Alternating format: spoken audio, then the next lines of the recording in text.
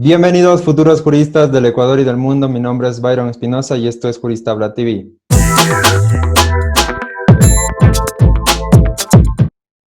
Muchas gracias por acompañarnos nuevamente en el canal, en otra entrevista más dentro de la sección Hablando con un futuro jurista. El día de hoy nos acompaña una estudiante de Derecho, Constanza Jauregui Tama. Bienvenida. Hola Byron, buenas tardes con todas, con todos los que nos escuchan.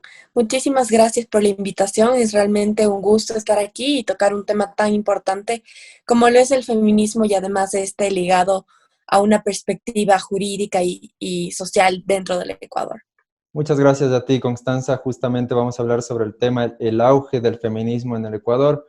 Así que quiero empezar con una pregunta muy particular y es, ¿en qué momento tú decides formar parte de una organización feminista? Si es antes de empezar a estudiar la carrera de Derecho o fue una vez estudiando la carrera de Derecho.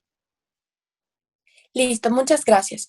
Bueno, realmente he militado en el feminismo ya algunos años. Antes de estudiar Derecho ya era miembro del colectivo, del movimiento feminista. Entonces, sí, puedo decir que cuando ya tuve una organización, cuando ya me incorporé a una organización, ya tenía más una perspectiva, ya estaba dentro de la carrera de Derecho, pero desde antes ya estuve militando y me vinculé a algunos espacios. También la militancia feminista es algo bastante amplio, lo mismo que me hizo dudar algunas veces de qué iba a estudiar, pero bueno, opté por el derecho. Qué buena lección. Constanza, coméntanos un poco en qué te ha ayudado el derecho, qué te ha aportado el derecho en el corto tiempo que llevas en la carrera, que tú puedas aportar de cierta forma también a tu organización feminista. Claro, bueno, creo que el derecho desde mi perspectiva ha sido algo que lo he tomado con una mirada bastante crítica, más que estudiar derecho porque el derecho sea magnífico y porque ayuda a las mujeres en situación de violencia y tal. Yo decidí estudiar el derecho por lo contrario, porque creo que el sistema, la justicia en general, es algo que tiene demasiados rasgos machistas y que la mayoría de veces, en vez de ayudar a las mujeres, muchas veces le afecta. Entonces es por eso que yo me he vinculado al derecho, por eso he querido estudiar esta carrera, puesto que creo que tenemos que cambiar un sistema desde adentro, no únicamente para lograr justicia en las calles, como se ha acostumbrado por parte del movimiento feminista, sino también que tenemos que hacer presencia en los juzgados, en los ministerios, en las estructuras de poder. Tenemos que usarlas a favor nuestro y para eso es necesario cuestionar el derecho y también repensarlo, pensar que es posible una justicia con un enfoque de género y también es nuestra obligación lograr, por ejemplo, que dentro de las fiscalías, dentro de las cortes, no haya una revictimización a las mujeres cuando éstas sufren violencia. Entonces, creo que al estudiar derecho puedo ayudar a construir algo que no está muy presente en Ecuador. Son realmente muy pocas las abogadas, los abogados que tienen una perspectiva de género al tomar los casos, o incluso jueces, juezas, fiscales, personas con mucho poder que les falta profundizar en este tema. Muy bien, Constanza, que tú ya puedas identificar estos problemas que existen dentro de lo que es y lo que engloba todo lo que viene siendo la esfera del derecho. Pero quiero que me indiques algo y es, cuando tú te consideras como feminista, es decir, tú al momento de decir yo soy feminista, ya sea tu entorno entre amigos o al momento de que surge una conversación y tú dices yo soy feminista, esto tiene o puede generar alguna represalia, inclusive puede llegar a presentarse este factor de marginación. Claro, realmente es bastante complicado enunciarse como feminista, no es algo fácil. Muchas personas piensan que es una moda o eso es lo que dicen hoy en día. Y sin embargo, no se dan cuenta que el momento en que una persona se enuncia como feminista o que asume esta lucha, es algo que no es renunciable. Una no puede decir en el día feminista y en la noche no. No es algo que se pueda hacer, sino que el feminismo se vuelve también un factor dentro de la vida de nosotras. Es algo que nos acompaña todo el tiempo, para bien o para mal.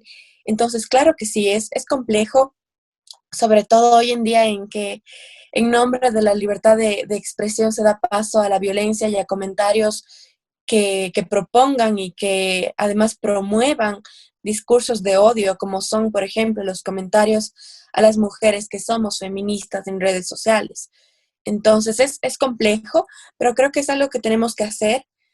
Lamentablemente tenemos que exponernos a esta violencia. Hemos recibido amenazas, yo te puedo decir, dentro de mi organización y también a título personal. He recibido amenazas, cosas sumamente violentas, sobre todo por redes sociales, en las que te dicen de todo, ¿no? Que desde que te van a desaparecer y cosas terribles que no deberían pasar por el simple hecho de que exijamos justicia y de que exijamos una equidad para nosotros.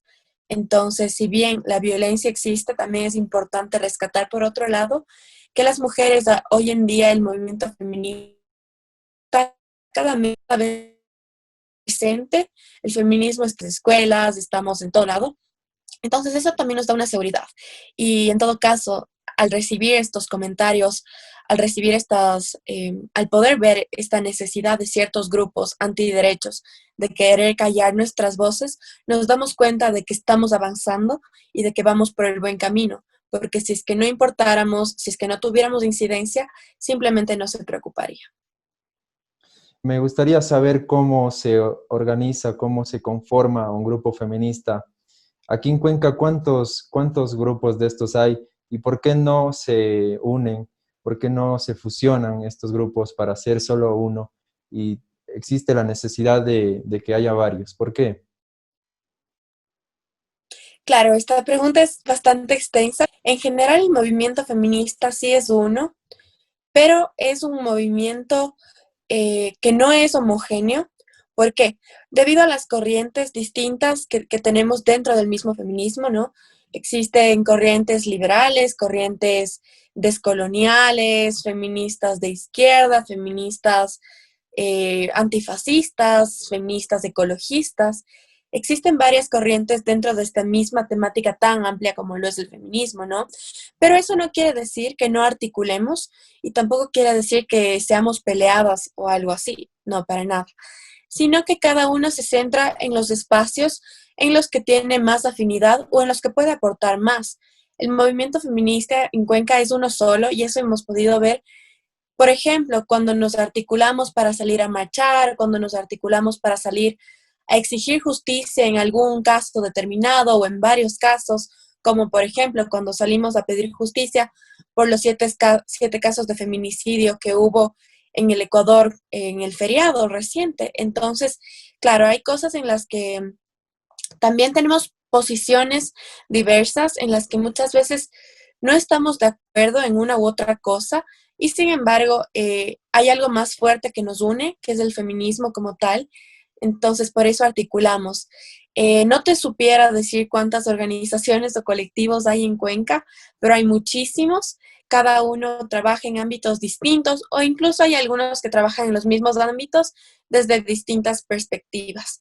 Por ejemplo, hay grupos que trabajan específicamente en dar asesoría legal, otros grupos que hacen terapias alternativas desde la psicología, existen grupos encargados no únicamente de las mujeres que viven violencia, sino también del proceso que está detrás, por ejemplo, si es que ellas tienen hijos o hijas, grupos que se dedican más a un activismo desde el arte, generando, por ejemplo, campañas visuales o performance y tal. Entonces, eso es la importancia del movimiento, que es muy diverso y que así logramos complementarnos unas con otras. Entiendo entonces que si bien existen varias corrientes, como bien has mencionado, cada una de ellas entiendo que debe tener un propósito. ¿Cuál es el propósito que tiene tu organización feminista? Claro, bueno, yo pertenezco a la organización de las Hijas de Pandora.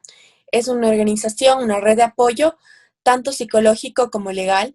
Nosotros lo que buscamos es acompañar a las mujeres en el proceso de que den su testimonio en caso de que decidan hacerlo. También hay que hacer énfasis en que no se debe obligar a nadie a hablar de la violencia que ha sufrido, puesto que es un proceso sumamente personal, pero nuestro propósito es lograr acompañar a estas mujeres y a estas jóvenes que han hablado de su violencia, que han logrado verbalizarlo, o en caso de que aún no logren verbalizarlo, que puedan hacerlo y que puedan liberarse de ese dolor. Nosotras no queremos venganza para nada, sino que queremos justicia, y no justicia únicamente en los tribunales, como yo te mencionaba anteriormente, sino que queremos reparación. Reparación para nuestras hermanas, para las compañeras que han sufrido violencia, no únicamente una reparación monetaria, que es lo que muchas veces sacan a colación. Nosotras queremos que puedan sanar ese proceso, aceptar que vivieron violencia y poder continuar con su camino en una vida libre de violencia. Ese es nuestro objetivo principal. Sin embargo, tengo que rescatar también que dentro de la organización tenemos a varias artistas, entonces ellas se encargan de toda la parte que es el activismo en redes sociales. Por ejemplo, con ilustraciones, con imágenes, con collage, que son cosas que también motivan y que también ayudan a la lucha, porque a veces se piensa que una forma de protesta es más legítima que otra, y no es así. Todas las formas de protesta son válidas y por eso se articula. Una de las preguntas que nos hicieron llegar para ti era, ¿cómo puedo ser parte de una organización feminista? Es muy diverso el movimiento feminista, entonces depende de qué es lo que le gusta o en qué es mejor cada persona, en qué puede aportar, porque yo te digo, personalmente no pudiese aportar, por ejemplo, desde un ecofeminismo en la parte de urbanismo, que es más hacia la arquitectura, porque no conozco y porque no es mi fuerte. Sin embargo, me gusta la parte legal y me gusta la parte activista, entonces desde ahí puedo aportar. Yo creo que todas las organizaciones están abiertas a escuchar nuevas propuestas, nuevas personas, colaborar también con otras organizaciones, y también yo creo que es importante que surjan nuevas organizaciones. Algo muy, no malo, pero que nos ha dejado como en una pausa, es que solo existan determinados grupos y que estos sean inamovibles. Debe haber un recambio generacional, tiene que haber nuevas propuestas, nuevas personas, nuevas voces, y para eso estamos siempre abiertas. Yo creo que cualquier persona que quiera unirse al movimiento es bienvenida, y como lo solemos decir coloquialmente, acérquese a su feminista de confianza y consulte, porque sí, el movimiento feminista es algo muy bonito, es algo que está siempre abierto para todos y para todos en algunos casos. Listo, Constanza, muchas gracias por esa indicación. Ahora, quiero adentrar un poco ya al tema práctico, a manifestaciones que ustedes realizan, para saber si existe respuesta, si la respuesta por parte de los organismos de investigación, en este caso Fiscalía, es 100% efectiva al momento de que ustedes están generando esa presión. Y si no existieran estas manifestaciones, ¿la respuesta sería la misma o no? Claro, esto es un tema que lamentablemente es doloroso y a veces decepcionante. Como yo te decía anteriormente, muchas veces en las fiscalías, en los juzgados, se da una revictimización terrible hacia las mujeres del momento en que denuncian violencia. A esto podemos traer a colación, por ejemplo, que durante los primeros 6 meses de la pandemia del confinamiento, el ECU 911 recibió una cantidad de llamadas impresionante. El número de llamadas durante la pandemia frente al número de llamadas que era lo común se quintuplicó. O sea, eso nos da la medida de violencia intrafamiliar que hay en Cuenca, en Ecuador. Entonces es algo ante lo que tenemos que actuar y ante lo que no podemos rendirnos o dejar de estar atentos. Por otra parte, en 2019, Fiscalía recibió más de 53,000 casos de violencia de género. Entonces, eso de todas las fiscalías especializadas que hay, que si no estoy mal son 29, la fiscalía que se encarga de violencia de género fue la segunda con más casos. Entonces, esto nos da una medida de lo grave que es la situación. Y si ya aterrizamos a lo local, a Cuenca, en Cuenca 7 de cada 10 mujeres sufren violencia. Y sin embargo, existen demasiados casos sin respuesta para las víctimas de fiscalía. Entiendo que muchas veces es difícil probar una u otra, otro tipo de violencia y que se debe seguir un proceso, pero eso también nos demuestra que el derecho no ha sido construido pensando en las mujeres muchas veces. Porque, por ejemplo, y esto te doy como un dato más ya pegado hacia la psicología y más, una mujer que sufre violencia sexual se tarda en asumir completamente que vivió esta violencia y en poder verbalizarlo y aceptar cerca de 5 años. Entonces, es sumamente complejo que pueda una víctima de violencia sexual ir a ese mismo momento que sufrió la agresión a fiscalía y decir, buenas tardes, me violaron. No es algo que pasa. Es un proceso sumamente duro, sumamente difícil, y es por eso que necesitamos un sistema que sea integral, un sistema que dé la confianza y que dé la seguridad a las víctimas. ¿Y por qué te digo esto? Porque, por ejemplo, muchas de las mujeres que han sido asesinadas por sus parejas, por sus exparejas o incluso por sus parejas, llevan en su cartera una boleta de auxilio. Entonces, ¿qué está pasando con el sistema? Y ahí tenemos también, por ejemplo, un análisis de que a veces los mismos policías, cuando llegan, por ejemplo, a la casa de una víctima que ha hecho una llamada de socorro, le dicen que no, que se espere un momentito más para poder ayudarle, o que si está segura de que sufrió violencia, o en fiscalía, cuando una chica llega a decir que vivió una violación, le cuestionan si es que vivió esa violación, haciéndole preguntas sumamente fuertes, sumamente revictimizantes. Entonces yo creo que el papel de la justicia es importante, pero que lamentablemente en muchos casos ha sido deficiente. Y es por eso que yo incentivo e incluso hace unas semanas lo propuse con mi organización en la mesa de erradicación de género aquí en Cuenca, que se tiene que capacitar a las personas que están en cargos públicos con un enfoque de género, porque si no vemos que se dan estas revictimizaciones y que las mujeres a veces prefieren no denunciar por miedo a las represalias o a los comentarios que puedan recibir en las instituciones que se supone que deben ser garantes de derechos. Es muy, muy preocupante la cifra que das, las cifras que das ya a nivel nacional, inclusive, porque tú, estando dentro del movimiento, conoces a mayor profundidad, conoces la realidad que existe, y aquellos que estamos detrás, que estamos simplemente observando lo que sucede de manera superficial, no nos damos en cuenta la preocupación que hay por parte de las mujeres y lo poco que se hace para dar soluciones a esto. Pero ¿cómo crees tú que sea o cuáles son, tú crees, las vías necesarias para erradicar de cierta forma esto de una vez? Porque ya tenemos varios códigos, tenemos varias normativas que respaldan a la mujer, varias convenciones internacionales, pero no hay resultado. ¿Y cómo crees tú que se puede entonces llegar ya a solucionar? ¿Cuál es qué es lo que ustedes proponen y que no es lo que se está aplicando? Claro, este camino es bastante complejo, bastante duro, y sin embargo yo creo que en este momento, requerimos más preocupación por parte del Estado. ¿Y por qué digo esto?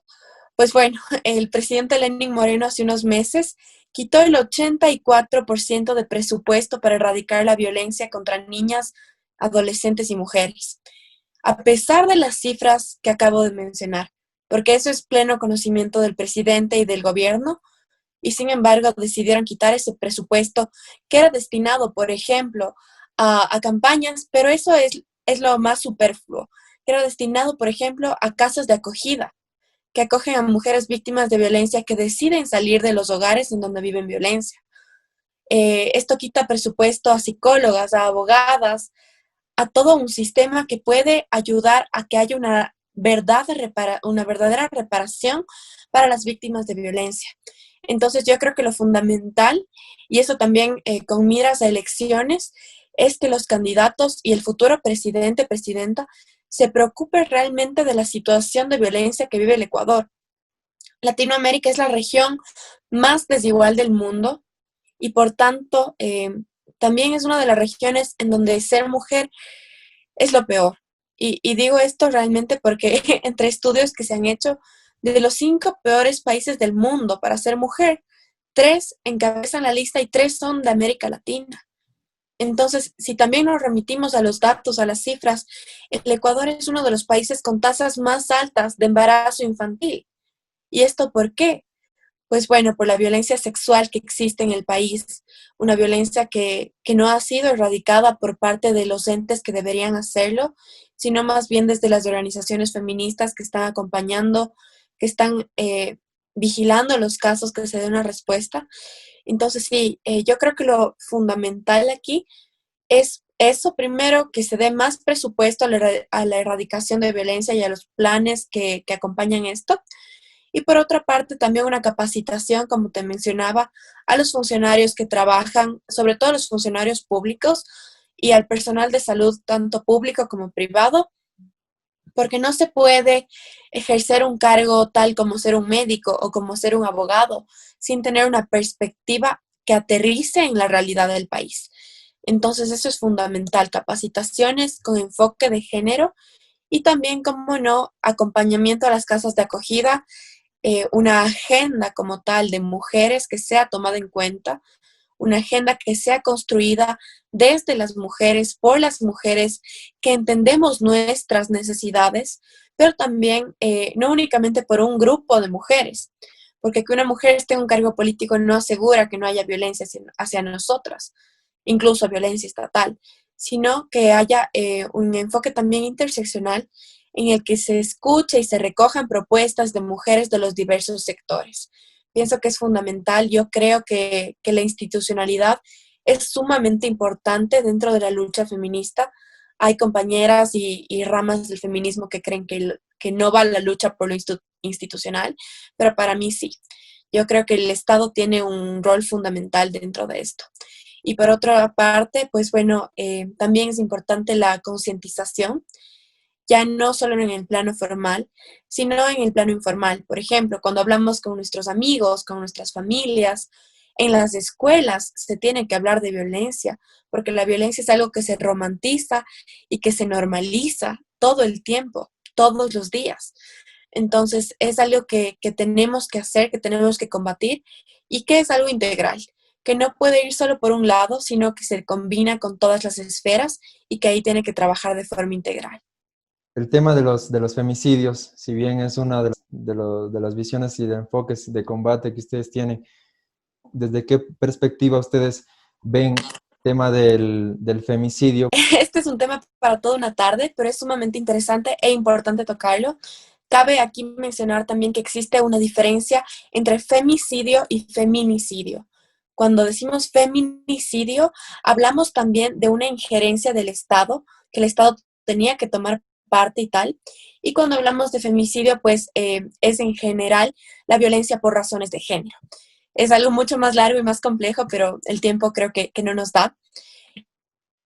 Es justamente lo que yo también mencionaba, que es la normalización de la violencia. Es que la violencia está tan arraigada en la sociedad y tan presente todo el tiempo, que lo que sucede es que toda una estructura de poder, toda una sociedad avala estos comportamientos violentos a lo largo de la historia. Y te pongo un caso súper simple. Cuando estamos en la escuela y un niño nos trata mal, probablemente la respuesta de los adultos sea, te trata mal porque le gustas. Y estamos normalizando la violencia. Y probablemente si hay mujeres escuchándonos en este momento, sepan que es así, que la violencia se normaliza desde tan temprana edad que a lo largo de los años vamos aceptando esta violencia. Y asimismo, como nosotras aceptamos esta violencia y esta condición de que no, de que me violenta porque le gusto, de que me maltrata y me tiene celos porque me quiere, es así que se va naturalizando este tipo de violencia y también que se avala a los hombres de ese comportamiento. ¿Por qué? Porque, por ejemplo, en los espacios educativos, ya que te di este ejemplo, si es que un compañero se porta mal contigo, probablemente lo que te respondan es que están en la edad y por eso se portan así, o porque así mismos son los varoncitos. Entonces ahí también entra esta construcción social de género de que los hombres son rudos, son violentos, tienen la potestad de ser violentos con otras personas, no únicamente con las mujeres, sino también con otros hombres o con lo que ellos consideran más débiles. Entonces, Es por eso que mediante esta normalización a lo largo de nuestras vidas, llega un momento en el que los hombres se sienten capaces, se sienten dueños de nuestros cuerpos, se sienten en la posición de poder, porque es eso, es esta posición de poder lo que hace que los hombres actúen así, de poder un día violarnos o matarnos. O sea, estamos hablando de algo que incluso a veces los hombres te dicen, pero si es que yo no sabía que tener relaciones con una mujer que estaba inconsciente era violación. Ahí nos damos cuenta de lo grave que es y de lo naturalizada que está la violencia. Es algo de todos los días, no es algo que pasa de vez en cuando. La violencia se ejerce todos los días y en todos los espacios. Entonces, una relación violenta, por ejemplo, no empieza con un golpe. La violencia va escalando y hay un círculo de violencia. Entonces, la violencia puede empezar por algo tan simple como que te dice que te tienes que cambiar de ropa porque no le gusta cómo estabas vestida. Después puede escalar a un insulto, después puede escalar ya a un empujón, después a un puñete, y llega el momento en el que esa persona asesina a una mujer. Entonces, claro, no es algo simple, pero también es importante, sumamente importante recalcar que los femicidas y los feminicidas no son personas locas, entre comillas, no son personas asociales, no son personas sociópatas, son hombres comunes y corrientes que bajo las estructuras de una heteronorma y de un sistema patriarcal se ven facultados para ejercer una relación de poder que les lleva a hacer eso. Si tú te pones a analizar la mayoría de personas que están, de hombres que están en la cárcel por femicidios, no son personas locas ni psicópatas, son hombres comunes y corrientes que probablemente conocemos y que probablemente sabemos que son personas violentas, pero que no pensamos que van a llegar al punto de matar a alguien y lo hacen. ¿Qué mensaje tú puedes dar a aquellas personas que durante estas manifestaciones que ustedes dieron a raíz de los femicidios que se dieron en el feriado, realizaron muchos comentarios no apropiados dentro de redes sociales y que son quizás burlescos, son para ellos risibles? ¿Qué mensajes les das tú para que hagan conciencia a estas personas? Ya como mencionaba, el machismo está estructurado, está avalado por todo un sistema. Entonces, el machismo es algo que nos atraviesa a todos y a todas. No es algo que nos duele o que nos afecta solo a las mujeres, sino también a los hombres, con las estructuras que les ponen, como decía, de ser fuertes, de ser agresivos y de si es que no lo son, tener que aguantar violencia por parte de otro hombre que sí cumple con esas normativas. Entonces, yo pienso que las personas que se ríen de estos temas, primero son personas sumamente inseguras, porque no entiendo cómo alguien se puede reír de la violencia, a menos que haya sufrido violencia y que en vez de combatirla se vuelva un agresor, y hay teorías ahí también en las que pudiésemos profundizar, que es de que siempre el oprimido se vuelve opresor o oprime a otras personas. Entonces, hacer un llamado de atención a eso, a cuestionarnos, a autoanalizarnos lo que hemos vivido y también a raíz de eso tomar una posición más empática. Yo creo que todos y todas hemos vivido algún tipo de violencia por parte de un sistema que es patriarcal, que es machista. Entonces, eso, lamentablemente la ignorancia es pan de todos los días también, y eso lleva a que las personas se rían o nos tilden de locas, de exageradas y más. Pero si es que se remiten a los informes de la misma fiscalía, si es que se remiten a las cifras, o si es que por curiosidad van y preguntan a las mujeres que viven alrededor suyo si es que han vivido violencia y estudian todos los tipos de violencia que hay, se van a dar cuenta de que la violencia no es una ficción, sino que es algo más común de lo que creemos. No. Hacerles un llamado de atención a eso, a que se acerquen más, a que no tengan miedo de acercarse al conocimiento desde una posición respetuosa, de preguntar y de salir de la ignorancia, porque esa es la mayor enfermedad que tenemos, la ignorancia, y no está mal ser ignorante, pero sí está mal tener los recursos para informarse y decidir quedarse en la ignorancia. Sí, Entonces es básicamente. indudablemente, más aún cuando sabemos que ustedes pues están tienen un propósito en mente, tienen aquella lucha fijada sobre qué están luchando y no es nada nuevo porque conocemos otros tipos de movimientos, ya sean luchas sociales que se han dado a lo largo de la historia y que a día de hoy pues han sido muy útiles como el tema del trabajo, sobre todo en ese sentido. Ahora me gustaría que des un mensaje a aquellas mujeres que quizás actualmente están viviendo un calvario, que son víctimas de violencia a diario, pero que temen pronunciarse, temen denunciar, temen acudir ante ustedes quizás a pedir ayuda. ¿Qué mensaje le das a estas mujeres? Bueno, primero yo pienso que decirles que no están solas es el mensaje más fuerte que podemos dar. Ninguna de ustedes, ninguna de nosotras estamos solas. Tenemos un movimiento, un grupo que nos respalda siempre en todos los aspectos. Segundo, que siempre es posible otra realidad, siempre es posible otra forma de vida. ¿Y por qué digo esto? Porque a veces la violencia económica es lo que hace que las mujeres permanezcan con sus agresores dentro de casa. Y pues hay otras formas, sí hay forma de salir de la violencia, hay personas que te pueden acompañar en este proceso, entonces no duden de salir del lugar en el que las violentan. Es complejo, sabemos que es sumamente complejo, pero el amor no es violento, sobre todo para las mujeres que viven violencia intrafamiliar. Esa no es la única realidad que existe, el amor no es violento, los celos, los golpes no son amor, una persona que te quiere no te hace eso, y como les decía, es posible otra realidad. La violencia va escalando, la violencia no empieza con un golpe, no empieza con una puñalada, la violencia empieza por cosas mucho más pequeñas como no dejarte trabajar para que seas independiente económicamente, como celarte de tus amigas y de tus amigos, como no dejarte vestir como tú quieres vestirte, como te gusta, y la violencia va escalando. Lamentablemente es así. Un agresor no cambia de la noche a la mañana y tenemos que saber poner un alto. Si bien es complejo decir, ándate a la primera, para poder irse a la primera tienen que saber que hay un grupo detrás que les respalda. Que habemos mujeres que estamos detrás de este proceso, que estamos vigilantes y que no están solas. Muchas gracias, Constanza, por estos dos mensajes direccionados.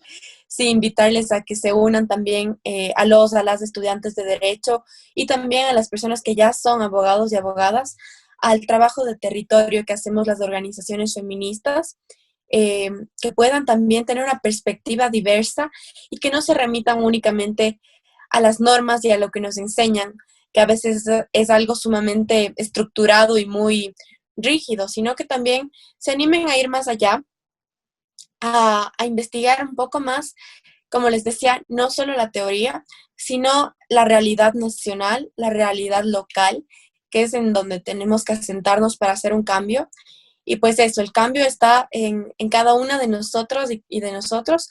Entonces, es importante que nos tomemos esto personal, que nos apropiemos de las causas, de las luchas, del espacio y que sepamos que desde nuestra posición, desde nuestras trincheras, podemos hacer algo magnífico. Entonces, para todas las personas que están relacionadas a todo el tema del derecho, que sepan que la construcción de un nuevo sistema es posible y que es nuestra responsabilidad social, es nuestra obligación para las siguientes generaciones heredarles realmente una justicia que sea interseccional, una justicia que no discrimine, una justicia que realmente responda al término de justo. Entonces, esto solo está en nosotros, corresponde, y sobre todo que jamás tenemos que olvidarnos de dónde venimos, a dónde vamos, y por tanto tenemos que ser empáticos y empáticas con lo que nos rodea para realmente poder generar un cambio positivo. Muchísimas gracias, Constanza, por aceptar la invitación, por ayudarnos a entender algunos aspectos que no sabíamos. Es gran aporte el que nos has dado el día de hoy. Hay muchos temas que se deslindan dentro del feminismo que sería muy importante tratarlo exterior y esperamos verte nuevamente, que nos ayudes y nos apoyes dentro de lo que viene siendo algún tema en específico dentro del feminismo que obviamente dentro de esta entrevista se han generado muchísimas dudas. Muchísimas gracias, Byron, a ti y a todo el equipo que conforma Juristabla. Es realmente gratificante la existencia de estos espacios que invitan al diálogo, pero también a la reflexión, al debate y más. Y pues así se construye el conocimiento y así se construyen sociedades más justas, más equitativas. Entonces, muchísimas gracias a ti y claro, a las órdenes para lo que necesite. Un abrazo. Muchas gracias a todos por haber estado y haber escuchado y visto esta entrevista. Esperamos que les haya sido muy útil. No olviden suscribirse al canal, activar la campanita de notificaciones. Nos vemos en el próximo video y recuerda que de estudiante a jurista, un solo paso. Tú decides.